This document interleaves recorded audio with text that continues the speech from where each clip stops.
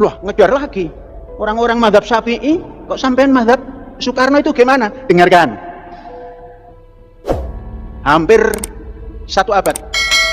Artinya kalau 3/4 abad itu sudah lebih 9 atau 10 tahun. 84 tahun yang lalu. Bung Karno menerajang Muhammadiyah. Yang dianggap Bung Karno, Muhammadiyah itu bisa diikuti oleh kaum intelektual. Dulu bahasanya bukan intelektual, intelektual. Lah kok ini masjidnya masih ada tabir-tabir? Dilabrak oleh Bung Karno.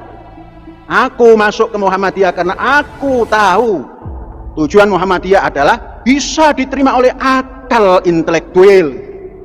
Tapi setelah saya melihat ini, di masjid ada tabir, ada musyawarah Muhammadiyah, ada tabir, saya akan keluar kalau tidak dirubah. Tabir adalah merupakan simbol perbudakan wanita.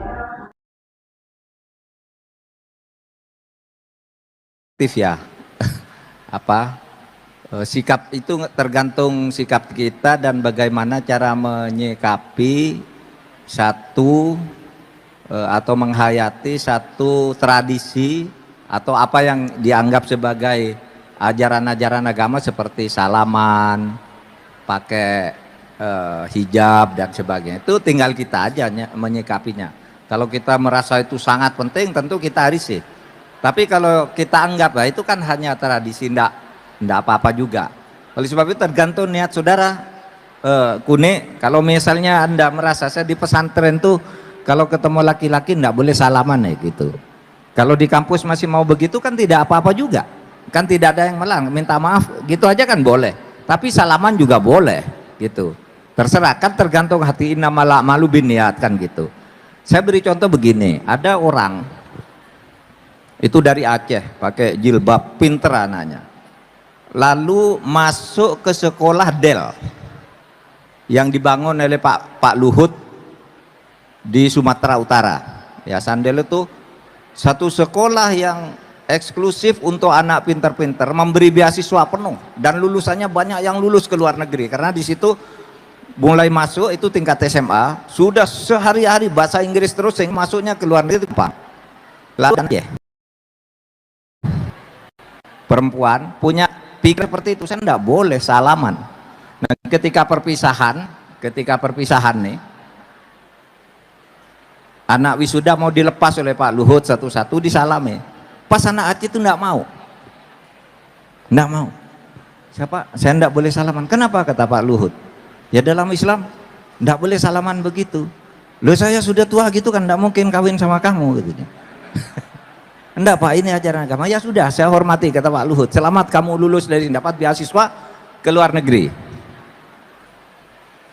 5 tahun kemudian datang, selesai anak ini datang mencari Pak Luhut untuk minta salaman dan cium tangan. Terima kasih Pak, saya sudah menjadi doktor sekarang berkat bantuan Bapak. Salaman biasa, nah tidak apa-apa tuh. Timbul kesadaran baru bahwa yang begitu itu ya bisa saja saudara yakini sebagai sesuatu yang mungkin agak risih karena sejak kecil tidak dibiasakan salaman dengan laki-laki gitu. Sesudah ke luar negeri ke orang bukan hanya aman tuh main gitu kan. Pada akhirnya kembali tingkat kesadaran dia sudah. Dia datang ke Pak Luhut pertama salaman, dicium tangan. Lu dulu kamu ndak mau salaman, ndak saya minta maaf. Tapi tetap dia muslimah yang baik dan merasa salaman tuh enggak apa-apa kan, tergantung hatinya juga ya gitu. Itu satu. Oleh sebab itu ini kalau tanya ke saya gitu ya, sekarang ini gimana sih ya, tergantung bagaimana saudara menghayati setiap aliran-aliran dari fikih itu kan soal fikih aja. Ada yang bilang bersentuhan haram, ada yang bilang enggak apa-apa kan gitu ya.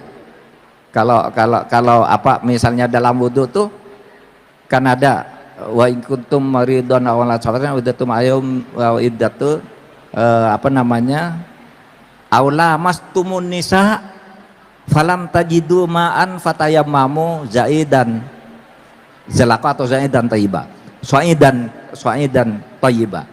Kalau kamu misalnya mau wudhu padahal kamu sedang sakit atau kamu sedang bepergian sehingga tidak ada air, padahal kamu apa terlanjur menyentuh perempuan, maka kamu tayamum saja. Nah, kata menyentuh itu ada yang dikatakan menyentuh itu artinya kalau bersetubuh. Tapi ada yang bilang nyentuh gini aja enggak boleh, itu tergantung aliran fikihnya aja. Gitu. Saudara meyakini yang mana? Kalau saudara menyatakan, waduh saya meyakini bahwa bersentuhan aja enggak boleh. Nah, nanti kalau saudara naik haji di Mekah itu, berapa kali harus ngulangi wudhu karena ketemu dengan orang laki-laki bersentuhan juga. Sehingga timbul arilan, oh kalau begitu yang dimaksud lamas tumun nisa itu menyentuh wanita itu artinya menggauli istri sebagai dalam hubungan suami istri. Kalau cuma menyentuh lamas, ada yang katakan juga lamas tumun itu memakai, menggunakan tuh ya bersetubuh gitu. Tapi ada yang sangat hati-hati menyatakan bersentuhan aja enggak boleh tuh, batal wudhunya. Lah kalau batal wudhunya gimana? Ya tayamum. Kalau kamu meyakini bahwa bersentuhan itu membatalkan wudhu, kalau kamu meyakini bersentuhan itu kamu bersetubuh, bergaul suami istri, ya itulah yang mengharuskan kamu tayamum, membatalkan wudhumu misalnya. Sehingga tayamumnya pun, mandi besarnya pun juga harus tayamum misalnya. Nah, oleh sebab itu tergantung, dan menurut saya tidak ada yang salah. Islam itu enak kok, tinggal saudara niatnya main-main apa enggak. Kalau sudah ini yang rasional dan saya terima ini dari perasaan hati saya, rasa keberagaman sepertinya benar, enggak apa-apa gitu ya. Jadi jangan takut, saya ketika di pesantren sehari-hari hidup dengan penuh ketaatan pada aturan, nah sekarang kok mudah sekali godaan untuk melanggar. Tergantung saudara. Ainur Rafiqo, saya kira keliru ya kalau sekarang ini banyak orang lagu pada keamanan pesantren. Agama penting dalam negara, pendidikan pesantren penting, tapi sekarang banyak orang lagu mempercayakan anaknya ke pesantren. Enggak benar. Sekarang di kota-kota besar itu para profesional ingin nyekolahkan anaknya bukan ke sekolah negeri tapi dititip ke pesantren karena merasa lebih aman, moralnya bisa dididik, dan biaya pesantren sekarang justru lebih mahal dari sekolah di sekolah negeri yang bagus, pesantren-pesantren tertentu. Jadi nah benar itu pesantren tuh menganggap penting, sehingga apa? Negara membuat undang-undang pesantren karena ini satu sistem pendidikan yang sangat cocok dengan situasi Indonesia. Pesantren itulah sebenarnya tempat membangun Islam yang moderat. Itu orang yang keras-keras tuh kadang-kala baru belajar agama tuh, seperti baru kenal belajar agama sedikit lalu menjadi pahlawan, mau menjadi syuhada, mau jihad, mau apa. Yang di pesantren tuh ndaklah seperti kita ini. Ya tenang-tenang aja, moderat. Ada orang mau begitu silakan, saya ndak mengganggu orang lain. Kamu mau beragama apa silahkan, itu urusanmu. Tapi mari bangun negara ini bersama-sama. Nah kalau saudari pertanyaannya begini, apakah negara menjamin keselamatan di pesantren? Negara ini menjamin keselamatan dari tindakan kriminal di mana aja, di pesantren, di luar pesantren. Oleh sebab itu kalau ada ketidakberesan laporkan ke polisi, atau polisi tidak dapat laporan tapi mendengar ada sesuatu, polisi turun tangan kalau ada kriminal di pondok pesantren sekalipun. Oleh sebab itu ada yang dibawa ke pengadilan juga meskipun pengasuh pesantren kan, yang sekarang sedang berlangsung. Bisa, karena sama di mana-mana kejahatan itu bisa saja timbul dari 1000 orang yang berkumpul, mungkin aja ada 1 orang yang jahat.